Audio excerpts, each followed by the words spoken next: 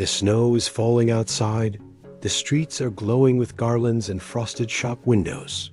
And in the middle of it all, there he is.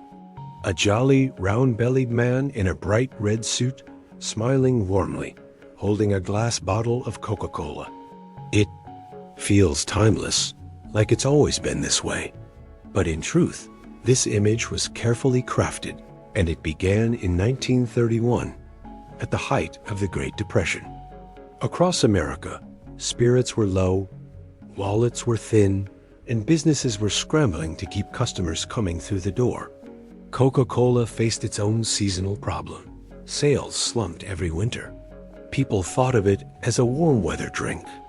And so, the company began searching for a way to make Coca-Cola part of the winter, and more specifically, part of Christmas itself. Got the Coca-Cola gamble, and Haddon Sundblom's vision. Coca-Cola turned to Haddon Sundblom, a Chicago-based illustrator, known for his rich, lifelike paintings and warm, human touches. Sundblom was inspired by Clement Clarke Moore's 1822 poem, A Visit from St. Nicholas, the one that famously begins, "'Twas the night before Christmas." But instead of the elf-like figure from older drawings, Sundblom painted a full, life-sized Santa, plump, kind, twinkling eyes, rosy cheeks, dressed head to toe in a vivid red suit trimmed with white fur. The face? It was partly modeled after Sundblom's own. He would look into a mirror as he painted, lending Santa his own genial smile. And in Santa's hand, unmistakably, was a bottle of Coca-Cola.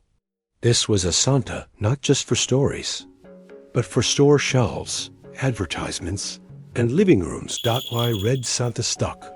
The power of mass advertising? It's a common myth that Coca-Cola invented the red-suited Santa, but the truth is more nuanced. Artists in the late 1800s had already drawn Santa in red, especially in Victorian Christmas cards. What Coca-Cola did was take that version and project it to millions through a powerful, consistent global advertising campaign. In the early 20th century, illustrated magazine ads were the heart of marketing, and Coca-Cola bought full-page spreads in the Saturday Evening Post, National Geographic, Ladies' Home Journal, and countless others. Department store displays, delivery truck panels, billboards along winter highways, all carried Sundblom's Santa. Year after year, the imagery became familiar, comforting, and inseparable from the holiday season. The evolving face of Santa Sundblom didn't just paint Santa once. Every year until 1964, he revisited the character, subtly altering details. In the early years, Santa was slightly sliver, almost mischievous, with an arched brow and quick grin. As decades passed, the lines softened. The cheeks fuller, the eyes warmer, the smile slower and more grandfatherly. Sundblom often painted in hidden details, toys tucked in the corner, stockings with miniature Coke bottles, even a playful nod to the brand's polar bear mascot in later years. These details gave the paintings life beyond advertising. They felt like glimpses into Santa's personal world. Cultural shifts and the spread beyond Coke. By the mid-century, Coca-Cola's Santa wasn't just a brand image. He was the Santa. His proportions, colors, and expressions became the unspoken standard. For Christmas media worldwide, TV specials adopted his look, department store Santas modeled themselves after him, and even artists who had never worked with Coca-Cola found themselves unconsciously imitating Sundblom's design. The post-war economic boom made Christmas a bigger, more commercial holiday than ever. Gift wrap, cards, ornaments, and increasingly, stickers and paper decorations began using Santa's image. It was festive, it was marketable, and it was everywhere. From canvas to sticker sheets. By the 1960s and 70s, advances in printing made colorful stickers affordable to produce in bulk.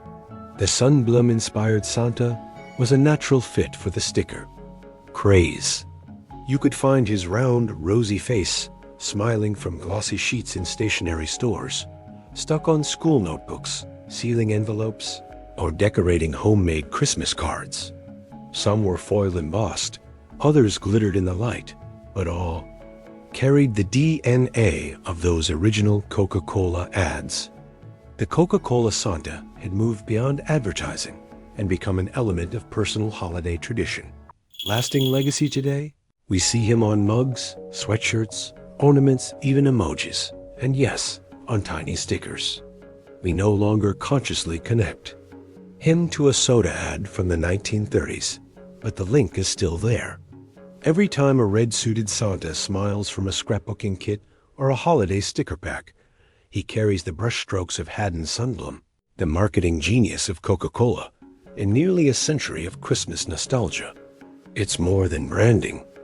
It's cultural memory, bottled and shared for generations. So the next time you peel and place a Santa sticker onto a wrapped gift, you're holding a piece of marketing history, and a reminder that sometimes the right image at the right time can change the way the whole world celebrates.